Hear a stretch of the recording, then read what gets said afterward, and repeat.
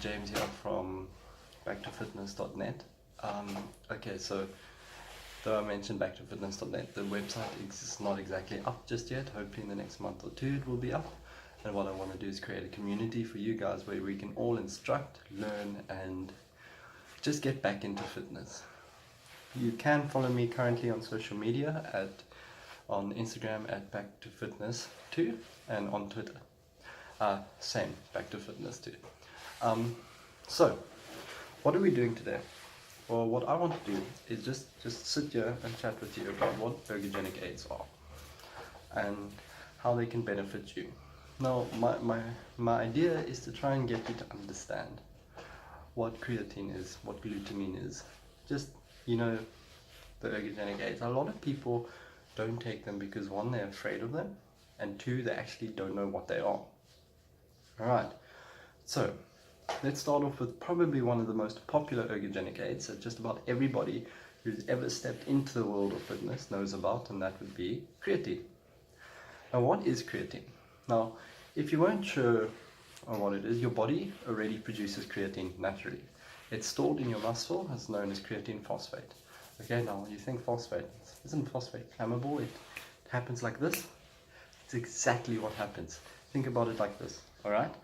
Your body, have you ever, when you need to explode up or do an explosive exercise, let's say you're doing your maximum, your 1 rep max, okay, with a bench press. For those of you who don't know, a 1 rep max is that after your 1 rep, you're not going to be able to do more than that. That's the simplest way of explaining it, okay? So let's say you're doing your 1 rep max and you push all the way up and you're completely fatigued. That is your body has used up its creatine phosphate stores in that muscle group. Alright, yes, your body does reproduce it over time. Generally takes 5 times as long as it took you to do the exercise to replenish the store, the creatine phosphate store. So if you took 1 minute to do the 1 rep max, which is unlikely because that's a long time to do 1 rep, it would take you 5 minutes to restore it. Alright, but that will do another time. If you guys want to hear more about energy systems like your O2 dependent and independent glycolysis system and your lipids, and just let me know and I will do an energy system and how to utilize each energy system in exercise, because obviously there's different ways of utilizing it. So let's move on to creatine monohydrate as a ergogenic aid. What can it do for you? Firstly and most importantly, it will increase your strength and your ability to produce energy rapidly. Alright? Studies on creatine side effects, however, are very inconclusive, as if you think about it in this sense. Creatine has only been used as an ergogenic aid for about 40 years, maybe a little bit longer than that. Okay, so that just simply does not give us enough time to study the long-term effects, because a long-term effect will be throughout someone's life. So those people using 40 years ago when they were 20 are only 60 now, alright? And so they can only sort of be studied now. And so we just don't have the evidence to prove that creatine is actually dangerous, or if it is not dangerous.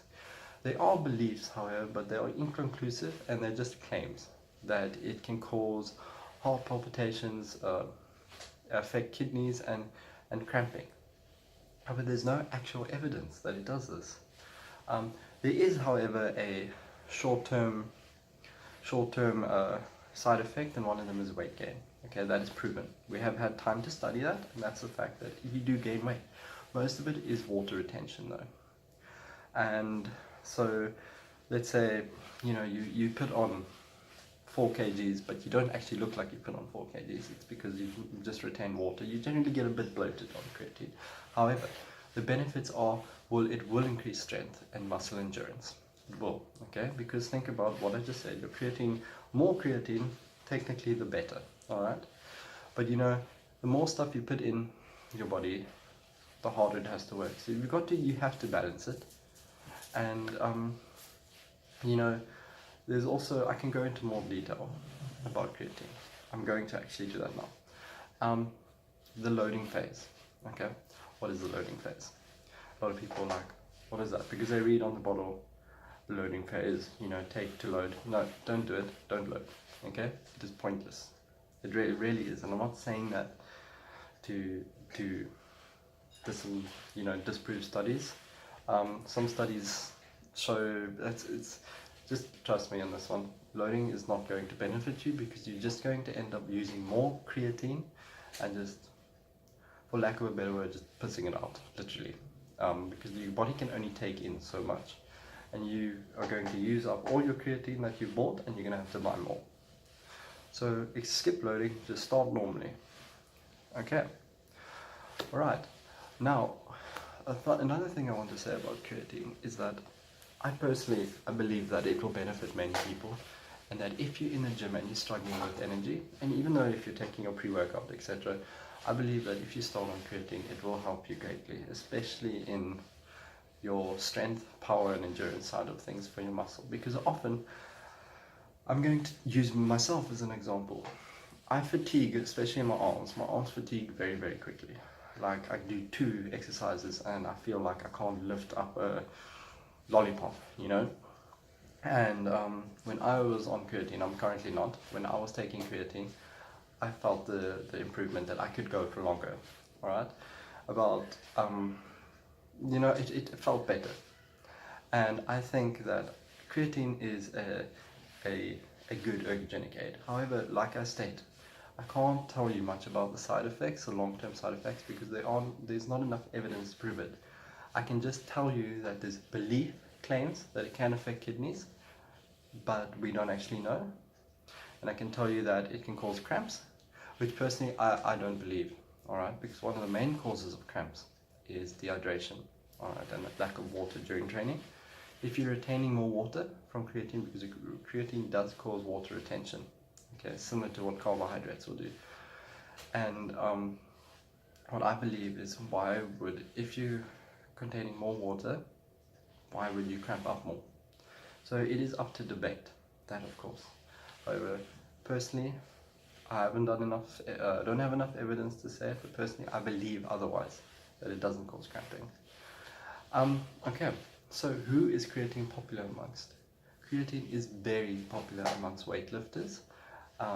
It's been tried and tested by them. Many of them will swear by it. As well as, you know what else is a very popular ergogenic aid is caffeine. And I will get onto that very soon.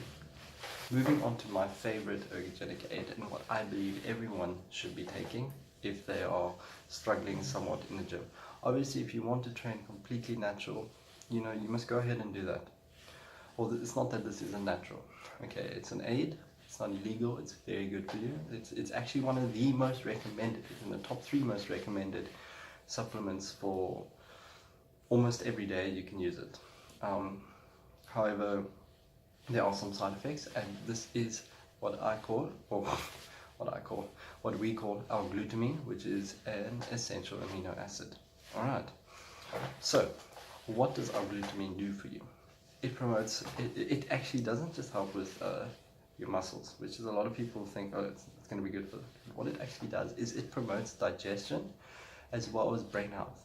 It can boost your performance, and it can also help with to stop muscle breakdown. So when your body releases, there's a hormone that will actually, I'll get onto it another time because I want to tell you about glutamine, but there's a hormone that your body secretes that it will cause you to go into a catabolic state. I'll tell you about it at the end of the video. Alright. So what are the side effects in L-glutamine? Because I think it's very important that you know this. One of them is it can cause nausea, joint pain. Nausea is the most common of the side effects. The others are not very common. Alright, joint pain, stomach pain, gas, which is not harmful, skin rash, a dry mouth, increased sweating, which none of these are lethal. Alright, these are sort of the short-term side effects of it. As well, glutamine suffers a little bit from the same problem as creatine, is that it's been around for about 100 years, but it's only been used properly for about 40 to 60 years. So the long-term effects are also a bit unstudied. So what are the other benefits of L-glutamine?